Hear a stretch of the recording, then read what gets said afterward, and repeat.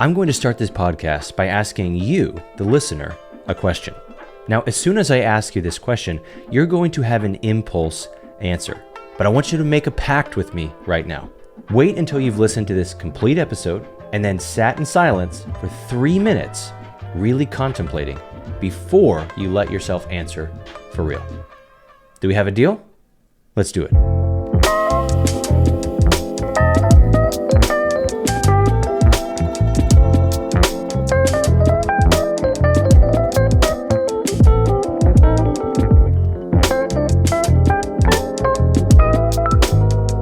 Hello and welcome to the MSP Sales Podcast. I'm your host, Brian Gillette. Now, I started this podcast with a teaser. I'm going to ask you a question, and that question is this. In your career, do you want to be good, great, or the best? Good, great, or the best? Resist the urge to answer until we've really thought this through. By the way, here's a couple of prefaces. Obviously, nobody wants to be bad. So I'm assuming that you don't want to be bad. I'm assuming you don't want to be average, right? I think that's, if you're listening to a podcast that's going to help you in your career, I'm assuming that you're already above that stage. Here's another preface. There is no wrong answer to this question.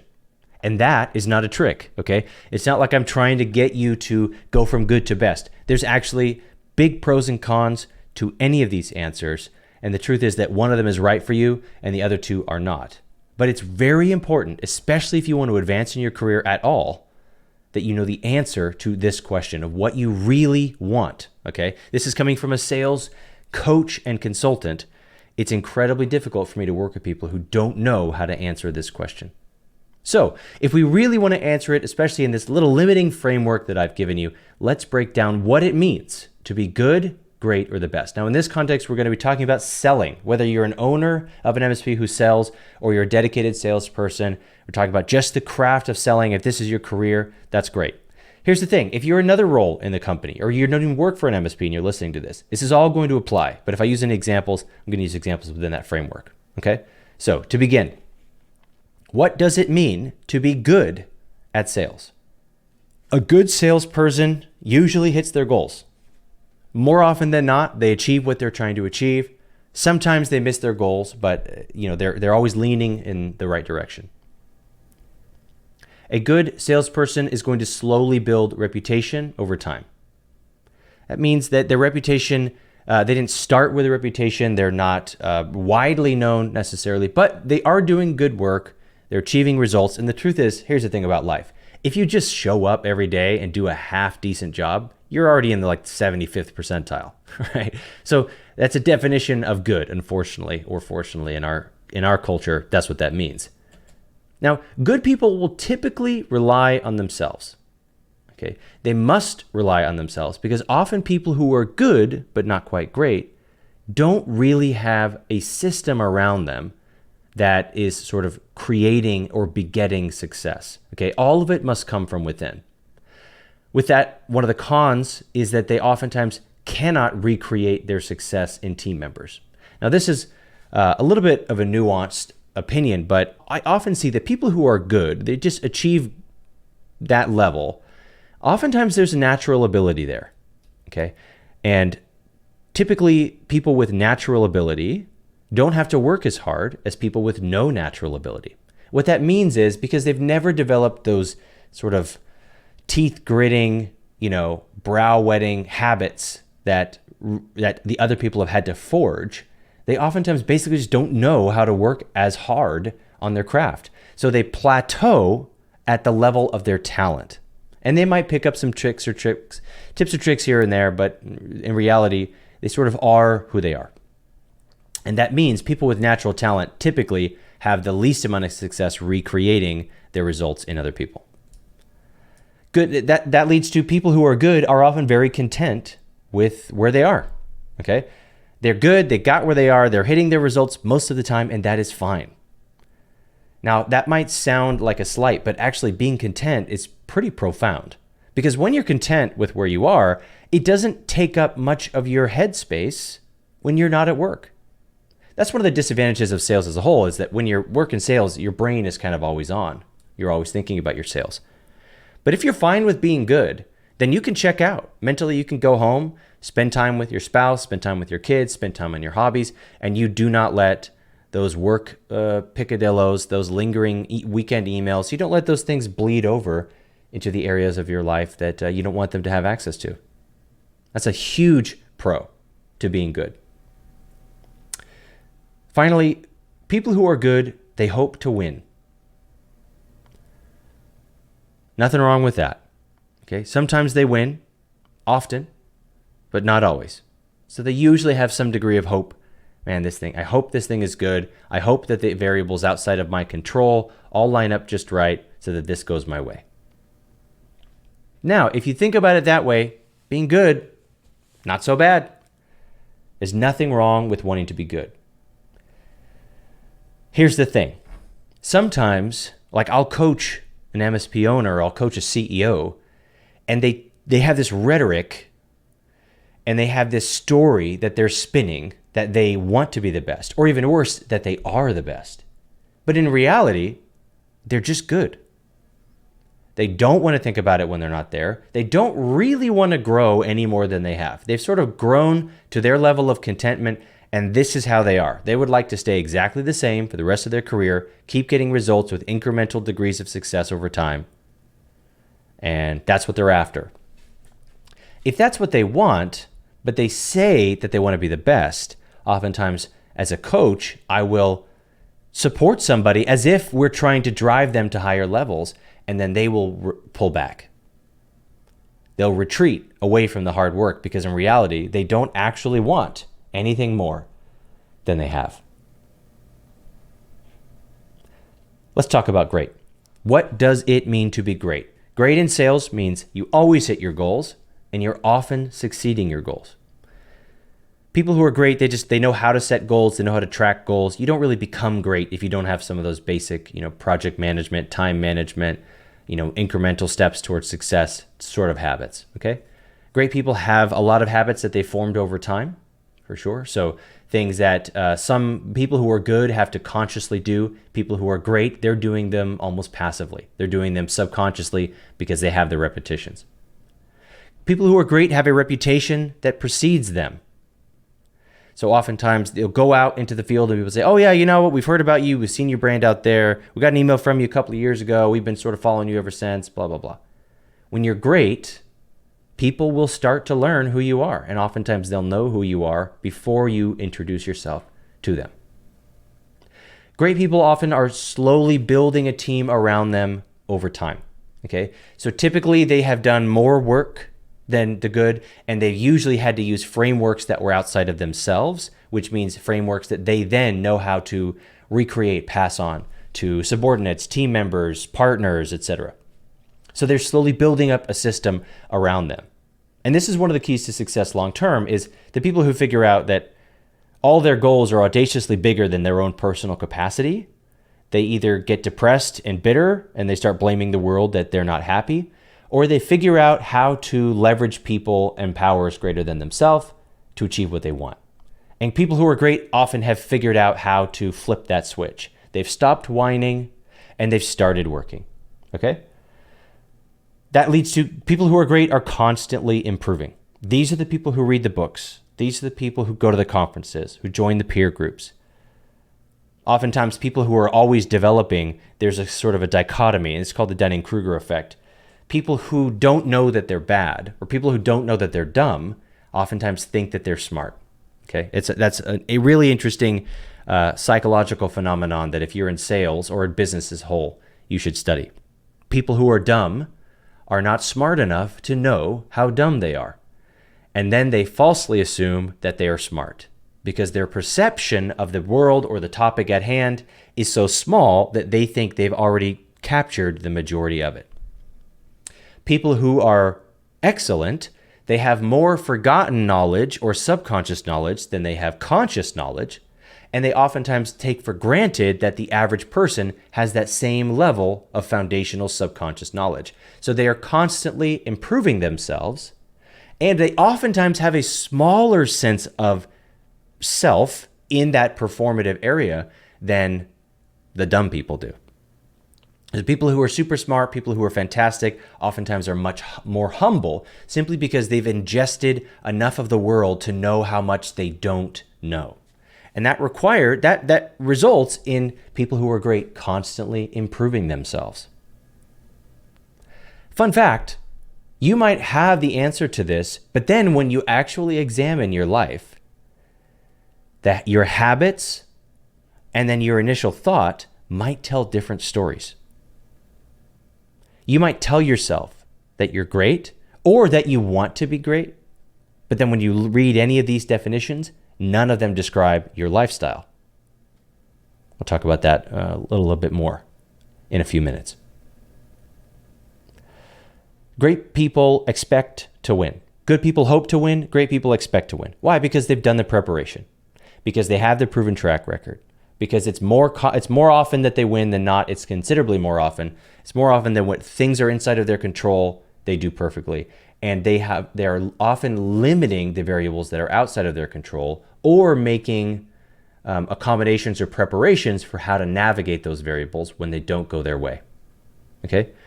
People who are good, or dare I say even people who are average, things happen to them. The world happens to them, and that's their position. People who are great, the same stuff happens to them, but their mental posture is that they are always in a state of overcoming, and they don't think of themselves like a victim. And therefore, they're able to achieve and overcome the same variables that were thrown at the good people, but their mindset helped them get over the hurdle. Here's one of the things about being great, and this is a bit of a drawback.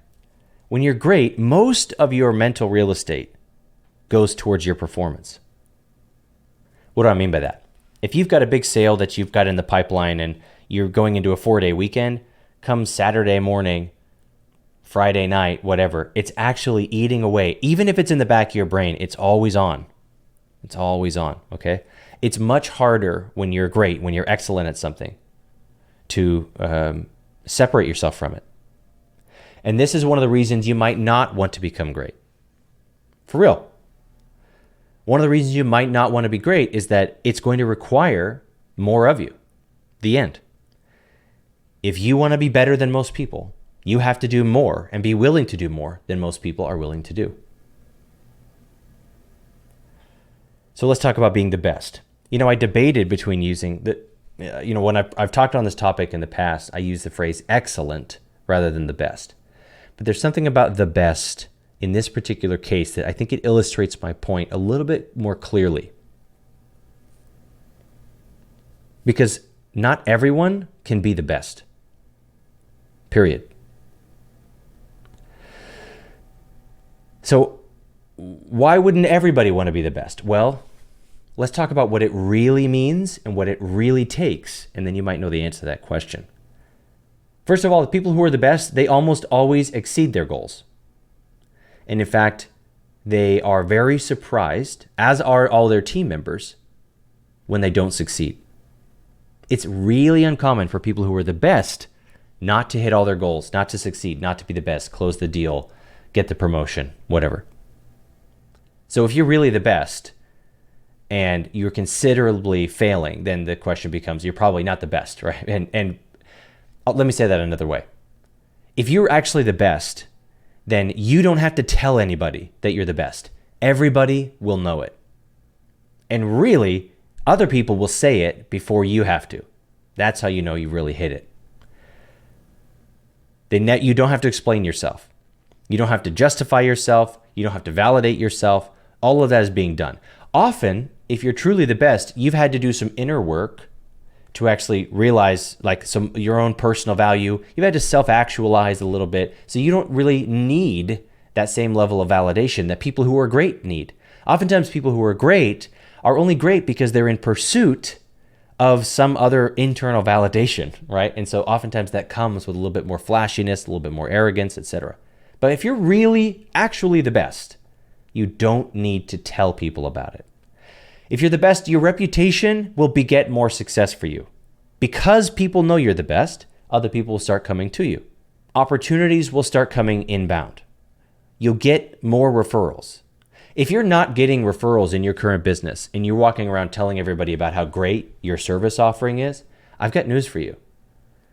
According to the data, you might not be as good as you think you are. If people aren't talking about you, you're not the best, period. Who's the best female gymnast in the world? You knew her name instantly, Simone Biles. Are you a women's gymnastics nut? Maybe you are. But if you aren't, you still know Simone Biles' name. Who are the best quarterbacks of all time? You've got 5 names in the top of your head, even if you haven't watched sports in 10 years. They did not have to tell you they were the best. You already knew it, and you weren't even in their orbit. See what I mean? Your reputation will beget more success, and people will talk about it, and people will come to you if you are actually the best. Here's one of the things about being the best that you might not be ready for. Being the best requires singular focus. Now, I'm going to use an example from my own life, and pardon the fact that this sounds like I'm calling myself the best, but I'm just going to use an example. If you've followed me for any time on the internet, you know that I am pretty singularly focused in my messaging. Feel-Good MSP is the name of my company, but what I talk about all the time is MSP sales. And I talk about my process. I talk about how to do it right, what not to do, what things to avoid, what things to achieve.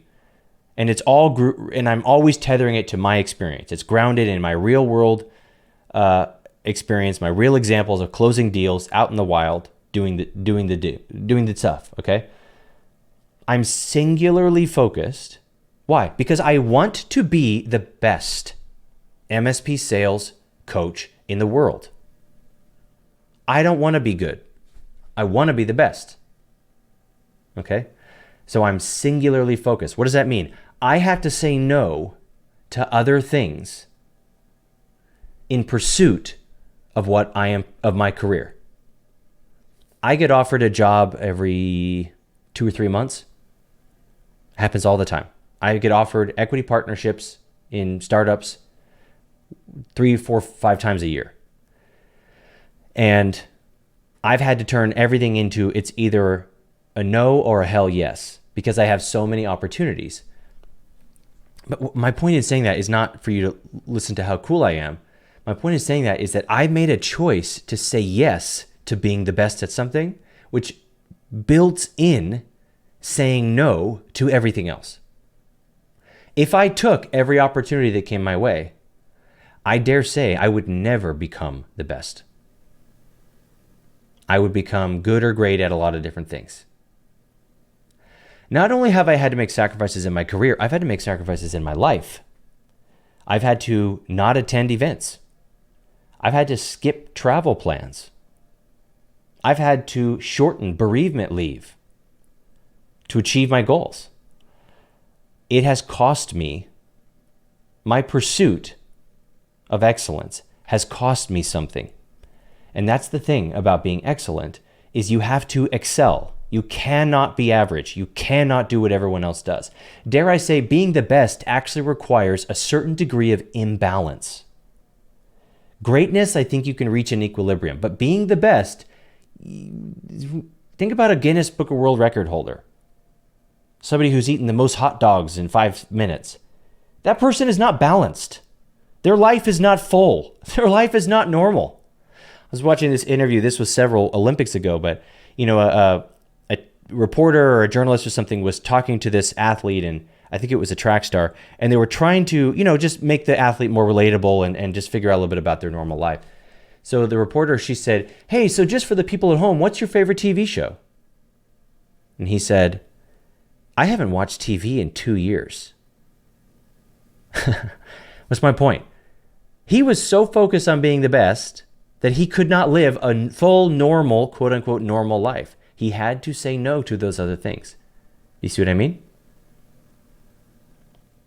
And finally, the people who are the best, they're shocked when they don't win. Because they have done every single thing in their power, constantly pursuing excellence. It is very uncommon. It's very unlikely that they won't succeed. Now let's pause. I'm going to be candid with you about a few things. When it comes to selling, when it comes to being an MSP coach, MSP consultant, I want to be the best. Yeah, I want to be the best in the world. I want my sales consulting company to be the best option that there is in the world. I'm willing to pay a price for that. Now, let me say it another way. In my career as a CEO, I am not passionate about being the best CEO in the world. I'm not. I'm quite fine with being great. I'm quite fine with it. If another person is a better CEO than I am, that doesn't keep me up at night. I don't care enough about you to skip more time with my family so that I can read another book, attend another seminar, learn another life lesson. I'm quite fine being great, okay, in that area of my life. Does that make sense? But as a salesperson, yeah, I want to be the best. Period. What's some things I like to do for fun? Here's a fun game, ping pong. Love ping pong. Love playing ping pong. I'm quite fine being good. I'm fine being good enough to enjoy it when I play it, but I'm not willing to spend money on a coach to get better. No, I don't like it that much. Pool's super fun. I want to be good enough to enjoy it at a bar. I don't really care to be great. Okay? I just don't care. Another hobby, drums. I was a jazz drummer. I played jazz drums professionally for a couple of years. I did eight hours a day. I paid money. I had personal private lessons for years and years. I was in numbers and numbers of band. Yeah, I wanted to be great. Maybe even wanted to be the best. But when it came down to it, actually, I kind of settled on being great. I didn't want to move to Berkeley and uproot my life and do all these things so that I could become the best jazz drummer. No, I didn't. It didn't consume me. What's my point? I want you to ask yourself, for real, ask yourself, in your career, what do you want? No wrong answers. But if you expect to work with a coach, you expect to work with a consultant, oh, hell, if you expect to set a super clear goal and actually achieve it, you need to know the answer to this question. What are you? And what do you want to be? Good, great, or the best? Are you ready to pay the price of your answer? The price of being good is that other people will outperform you regularly. You will not get trophies. You will not get tons and tons of public recognition. You will not make as much money as the great. That's the price.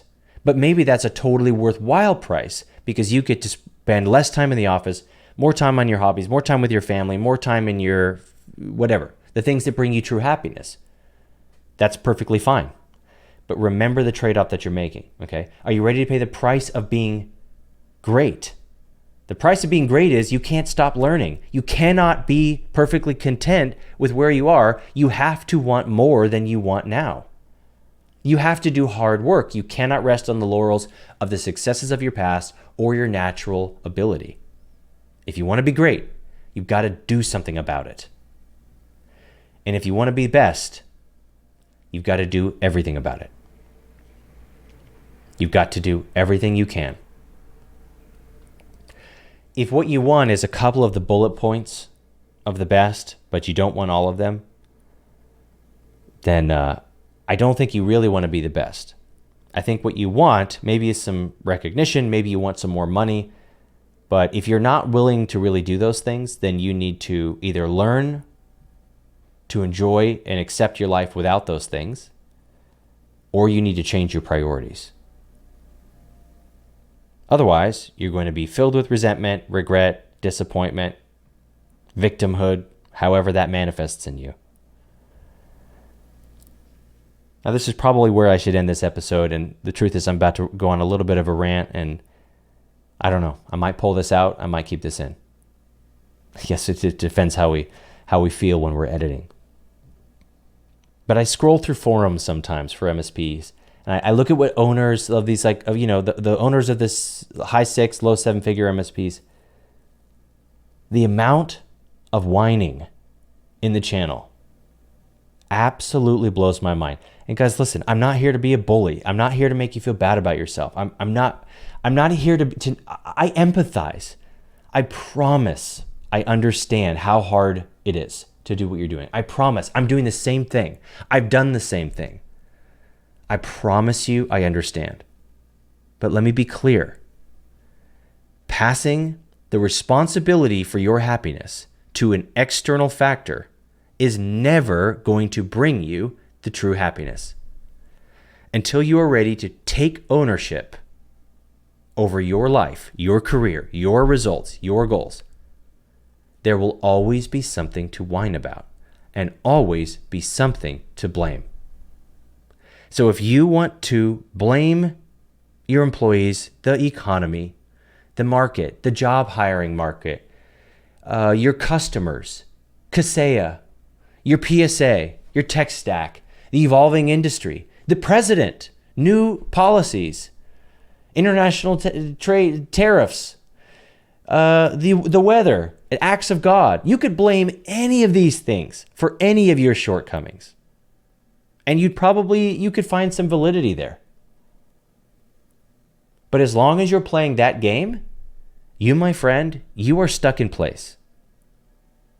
And as a coach and a consultant and as a purpose and success enthusiast, I must say to you, you owe it to yourself to zoom out, take responsibility, and say, maybe it isn't the world whose fault it is. Maybe it's mine. But I have great news for you. The fact that it is your fault is amazing news. It's the best news that you could possibly get. Because the second it's finally your fault is the second you can do something about it. My friends, I know I'm all fiery and spicy on this one. I promise you. I'm not a bully. I'm not mean to my customers. I'm not even trying to be mean to you or any of you. I'm just very passionate about this. I'm very passionate about this. I want you to achieve everything you want and everything you deserve in life. And I feel I owe it to you to ask you the question, A, is it possible that what you don't have because of you?